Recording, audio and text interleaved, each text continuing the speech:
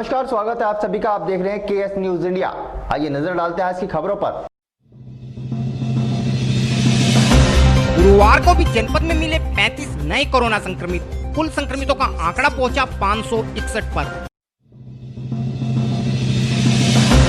गुरुवार को राष्ट्रीय लोकदल द्वारा आयोजित लोकतंत्र बचाओ रैली में जुटी भारी भीड़। मंच के सामने ही कार्यकर्ताओं में हुई जूतम पैजार। गुरुवार की सुबह रामराज क्षेत्र के गांव पुट्टी इब्राहिमपुर में तेज गति से आ रहे बाइक सवार ने 2 वर्षीय बच्ची को टक्कर मारकर उतारा मौत के घाट। बुधवार की रात अज्ञात चोरों ने कस्बा चरथावल में एक दुकान का रोशनदान तोड़कर उड़ाई लाखों की नकदी।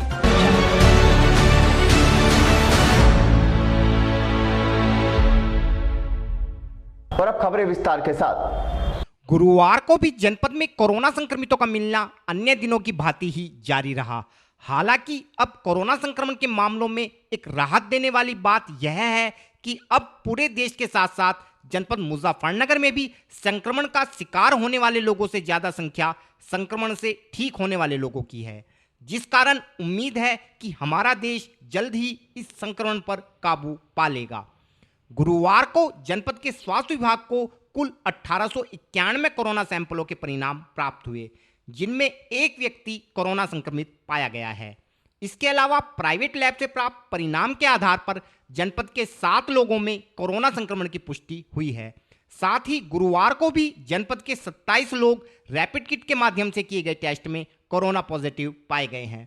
इन 35 लोगों में सिकंदरपुर 1, जोहरा 1, खतौली घंटाघर 1, तितावी 1, बगरा 1, कवालजेल 1, मीरापुर 1, घटायन 1, पलडा 1, आखलोर 1, हैबतपुर 1, सूजड़ू 1, कुकड़ा 2, साकेत 1, पटेल नगर 2, मुनीम कॉलोनी 1, चरण सिंह कॉलोनी 1, स्टाफ कॉलोनी 1, कचहरी 1, रामपुरी 2, भरतिया कॉलोनी 1, अम्बा विहार 1, ब्रह्मपुरी 4, रामपुरी 1, Muzaffarnagar 2, pathology lab 1, Roorkee road 1, Siddharth colony 1 तथा गांधी कॉलोनी से एक व्यक्ति कोरोना संक्रमित पाया गया है। इसके अलावा गुरुवार को भी जनपद के 78 लोग कोरोना संक्रमण से मुक्त हो गए हैं तथा अब जनपद में कुल संक्रमितों की संख्या 561 है।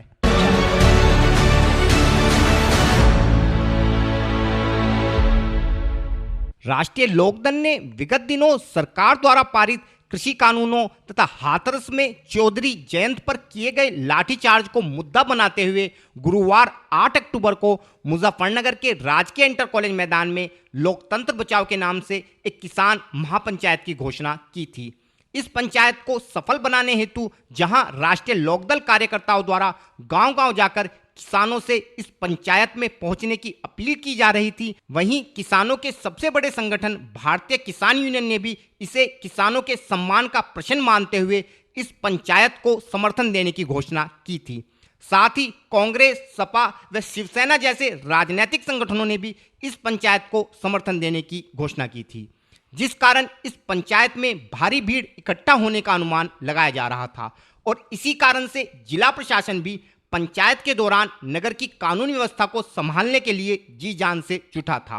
वह बुधवार रात से ही मंडलायुक्त संजय कुमार के अलावा एडीजी राजीव सब्बरवाल व डीआईजी उपेंद्र कुमार मुजफ्फरनगर में कैंप किए थे तथा आसपास के जनपदों से पुलिस बल के अलावा कई कंपनी पीएससी को भी जनपद में कानून व्यवस्था बनाने हेतु तैनात किया गया था। इसके अलावा गुरुवार सुबह से ही राजकीय इंटर कॉलेज मैदान व इसके आसपास के पूरे इलाके पर ड्रोन कैमरों की मदद से निगरानी की जा रही थी तथा आला अधिकारी पूरे घटनाक्रम पर बारीकी से नजर बनाए रखने हेतु मौके पर ही मौजूद थे। हालांकि रैली के आयोजकों द्वारा कार्यकर्ताओं से पूरे कार्यक्रम को संयमित तरीके से करने का आह्वान किया गया था, लेकिन फिर भी किसी अनहोनी की आशंका से गुरुवार को नगर के बाजारों में काफी कम ग्राहक नजर आए तथा दुकानदार पूरा दिन अपनी दुकानों पर खाली बैठकर ग्राहकों का इंतजार करते दिखाई पड़े। गुरुवार को लगभग 11 बजे से ही रैली स्थल पर लोगों का आना शुरू हो गया था तथा जनपद के विभिन्न भागों से किसान ट्रैक्टर ट्रॉलियों में बैठकर रैली स्थल की ओर आते दिखाई पड़े। दोपहर 1:45 बजे के लगभग जयंत चौधरी व दीपेंद्र हुड्डा अपने सैकड़ों समर्थकों के साथ रैली स्थल पर पहुंचे, जिन्हें देखकर कार्यकर्ताओं में जोश की लहर दौड़ गई।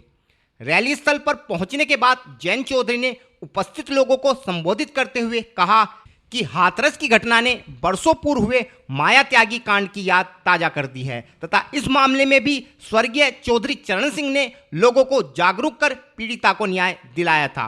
एक वर्ष 2019 में 3065 रेप के मुकदमे दर्ज हैं। इनसे मुंह छुपाया नहीं जा सकता। अब सवाल ये है, अब जब ये मैं आंकड़े कहूंगा तो कोई भारतीय जनता पार्टी का कह देगा भाई ये तो हम क्या करें, ये तो संस्कार की बात है, ये तो संस्कार सुधारो, ये तो समाज को देखना है। यही तो कह रहे हैं, आपने देखा, ये कह रहे हैं ना कि समाज की बात। हाँ, समाज की बात है। इसमें कानून का पालन भी होना चाहिए, इसमें पुलिस बल को हमें मजबूत भी करना चाहिए, उन्हें मुस्तैद भी होना होगा, समाज की भी बात है। लेकिन मैं आपको बताऊं, माया त्यागी कांड याद है कि नहीं? लोगों के अंदर वहां उस समय विशेष चेतना जगाने का काम चौधरी चरण सिंह जी ने किया था और लाखों लोग तब जेल गए थे। और कांड क्या था? कांड यही था जो इस लड़की के साथ हुआ, जो गरीब लड़की के साथ आज हुआ। दोपहर 2:30 बजे के लगभग इंडियन नेशनल लोकदल नेता अभय चौटाला भी अपने समर्थकों के साथ राजकीय इंटर कॉलेज मैदान पर पहुंचे तथा उपस्थित अतिथियों के साथ मंच साझा किया। बाकी देश में बहुत से म्यूजियम बने हैं, संग्रहालय बने हैं, मगर क्या कसूर था? किसान की आवाज थे, देश की किसान की सर्वमान्य आवाज थे। राजस्थान, नागौर से लेकर और उड़ीसा तक किसान एक था, मगर इन भारतीय जनता पार्टी वालों ने आपकी आवाज को कमजोर किया है। किसान को धर्म पे और जाति पे बांटकर किसान की आवाज को, किसान के संघर्ष को दबाने का, कुचलने का काम किया है।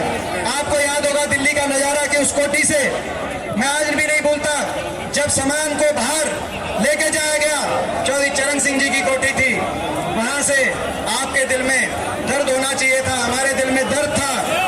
और इस बार भी 2019 में भी क्या हुआ? 2019 में भी निशाने पर रखा गया।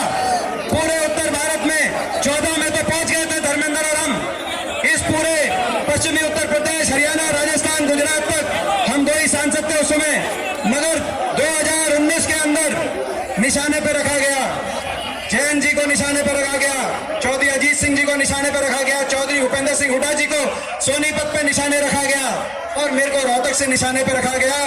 कहीं मशीन से, कहीं काबू नहीं आए तो बैलेट से, कैसे ना कैसे कर आपकी आवाज को दबाया जाए। हालांकि रैली के दौरान कुछ भाकियू व राष्ट्रीय लोकदल समर्थकों के बीच गर्मागर्मी होने से मौके पर जूते चप्पल बजने की नौबत भी आ गई।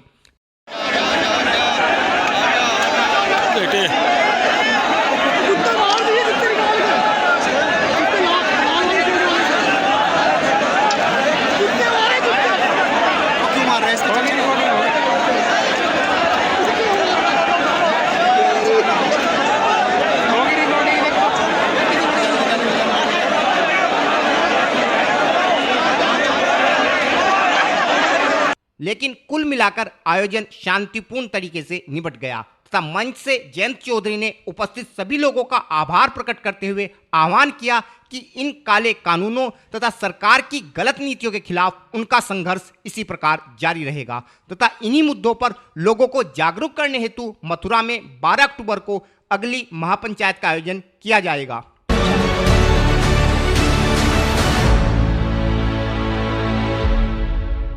गुरुवार की सुबह मुजफ्फरनगर के रामराज क्षेत्र में दिल्ली पौड़ी राजमार्ग पर स्थित गांव पुट्ठी इब्राहिमपुर में तेज गति से आ रहे बाइक सवार ने एक 2 वर्षीय बालिका को टक्कर मारकर मौत के घाट उतार दिया।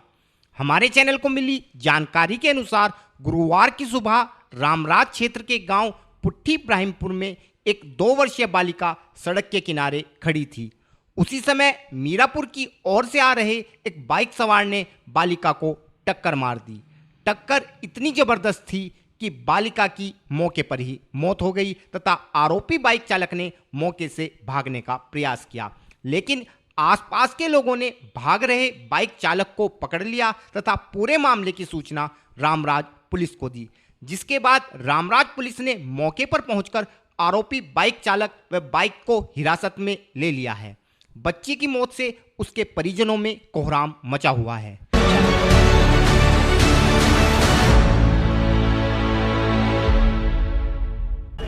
वक्त हो चला है केएस न्यूज इंडिया में एक छोटे से ब्रेक का।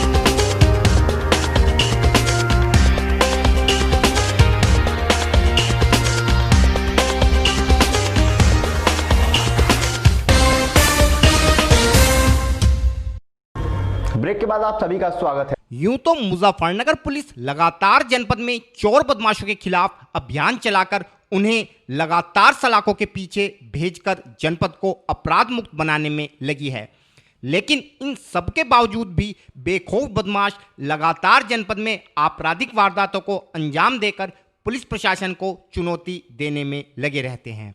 इसी प्रकार के एक मामले का ताजा उदाहरण मुजफ्फरनगर के चरथावल में सामने आया है, जहां बुधवार की रात अज्ञात चोरों ने कस्बे के मुख्य मार्ग पर पेट्रोल पंप के बराबर में स्थित एक हार्डवेयर की दुकान के पिछले भाग में लगे रोशनदान को उखाड़कर दुकान के गल्ले में रखी लाखों रुपए की नकदी पर हाथ साफ कर दिया है।